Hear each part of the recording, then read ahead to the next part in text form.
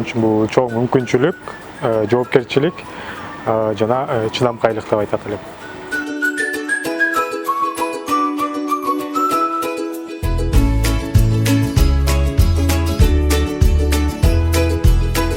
Биримдик, ынтымак, достук. Жарандык, активдүүлүк, ыктыярчылык жана ынтымактык.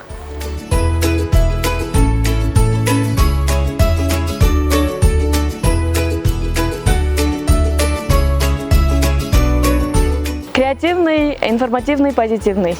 Биримдик, достук жана өнүгүү.